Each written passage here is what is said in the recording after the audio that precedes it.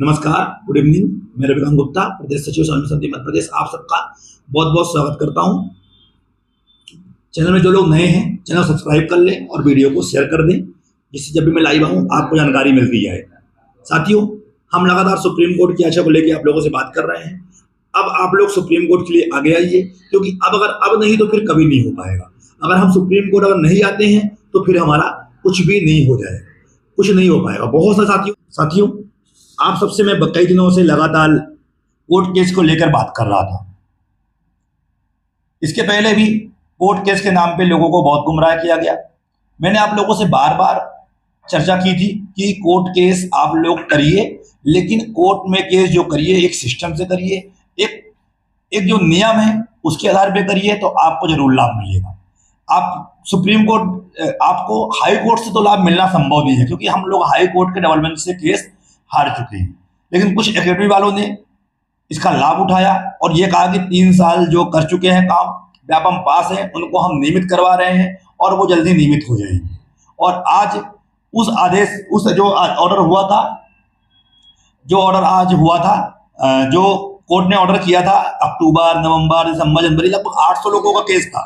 उस पर आज डीपीआई ने अपना निर्णय दिया है कि उस केस में क्या था, पहले आप ये सुन लीजिए। उन्होंने केस लगाया था माननीय उच्च न्यायालय के सामने कि हमने डीपीआई के समक्ष एक अभ्यावेदन दिया है, जिसपे हमने ये कहा है कि हम 3 साल का से कार्यरत है, अतिथि शिक्षक के रूप में, डीएड बीएड है और पात्रता परीक्षा उत्तीर्ण है, तो हमें नियमित कर दिया जाए।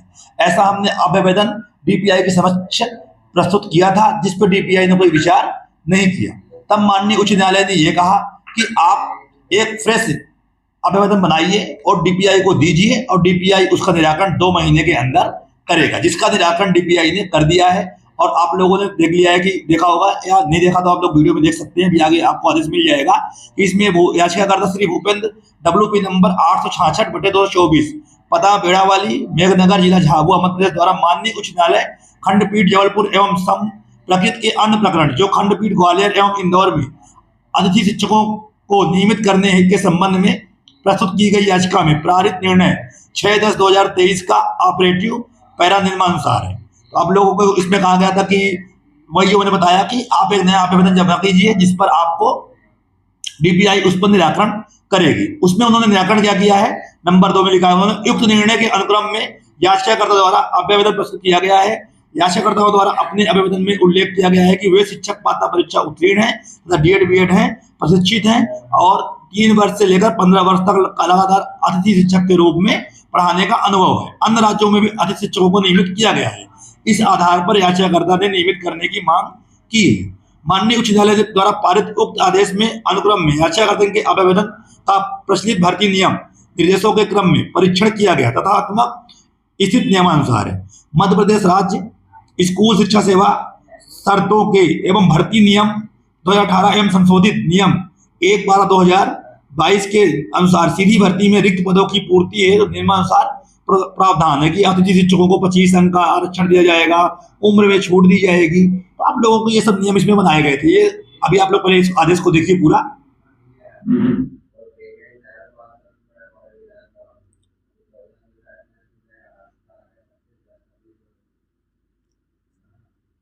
यह पत्र लोक शिक्षण संचालनालय भोपाल से 18/4/2024 को जारी हुआ है। इसमें याचिकाकर्ताओं के ने जो याचिका लगाई थी उसका निराकरण किया गया है। इसमें WP 866/2024 के साथ सभी केसों का निपटारा किया गया है। इसमें learn council for petitioner felt that respondent number 2 may be directed to the decided the pending representation at page 94 as early as possible। तो मैंने बताया था कि जो नियम के अनुसार है उस पर माननीय जो डीपीआई है वो अपना निर्णय इसमें सुना सकती है। इसमें उन्होंने कहा है कि उक्त निर्णय के अनुक्रम में याचिकाकर्ताओं द्वारा अभ्यावेदन प्रस्तुत किया गया है।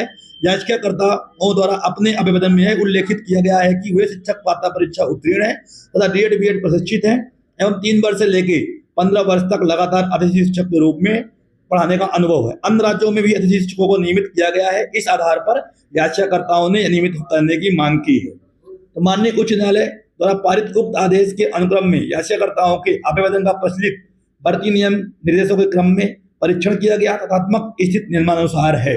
ध्यान से देखिए, मध्य प्रदेश राज्य स्कूल शिक्षा सेवा शर्तें एवं भर्ती नियम 2018 एवं संशोधित नियम 1/12/2022 के अनुसार सीधी भर्ती से रिक्त पदों की पूर्ति हेतु निम्नानुसार प्रावधान है।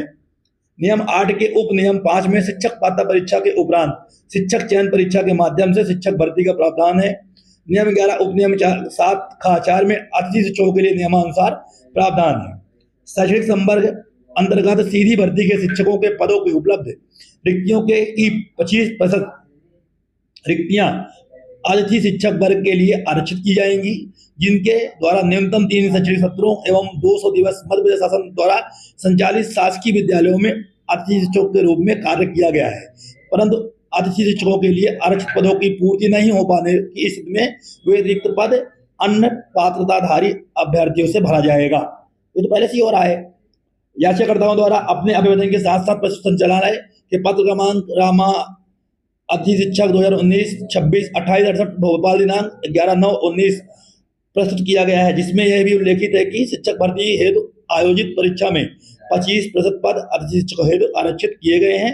इसी अनुसार कार्यवाही की जाती है। उक्त तथ्यों से स्पष्ट है कि अतिथि शिक्षकों को सीधे नियमित करके जाने का कोई प्रावधान नियम नहीं है। अतिथि शिक्षकों के लिए 25% आरक्षण के आधार पर वर्गवार मेरिट क्रम में नियुक्ति किए जाने का प्रावधान है। अतः उपरोक्त तथ्यों के आधार पर याचिकाकर्ता के आवेदन का अमान्य कर प्रकरण निरस्त किया जाता है। ये हमने आप लोगों को जो बताया था, इसमें सेम टू सेम वही ऑर्डर कर दिया गया है। और अब सुप्रीम कोर्ट ही आखिरी रास्ता है। सुप्रीम कोर्ट से जरूर हमें उम्मीद है कि हमें लाभ जरूर मिलेगा, इसलिए आप लोग सुप्रीम कोर्ट तैयारी करिए और सभी लोग सुप्रीम कोर्ट की याचिका में जरूर जुड़िए। धन्यवाद। तो आपने आदेश को देख लिया, इसमें स्पष्ट किया है कि माननीय उच्च न्यायालय के आदेश को आज आयुक्त ने कह दिया है कि इस पे हम कुछ नहीं कर सकते। आपको 25% आरक्षण दिया गया था और 25% आरक्षण ही दिया जाएगा। तो अब मैं उम्मीद करता हूं कि आप लोग सुप्रीम कोर्ट के लिए आगे आएंगे, क्योंकि सुप्रीम कोर्ट ही हमारा उद्धार कर सकता है। सरकार तो कुछ करने से रही, क्योंकि सुप्रीम कोर्ट के अलावा कोई भी हमारा सुनने को तैयार नहीं होगा। हमें पूरा उम्मीद है कि हमें सुप्रीम कोर्ट से लाभ जरूर मिलेगा। और सभी लोग जोर शोर से बढ़िए और आगे आकर सुप्रीम कोर्ट की याचिका में जुड़िए। और मुझे उम्मीद है कि जल्दी हमें सुप्रीम कोर्ट से लाभ प्रदान होगा। और अगर सुप्रीम कोर्ट नहीं गए तो फिर अपने भाग्य को कोसते हुए घर बैठे रहिए। धन्यवाद।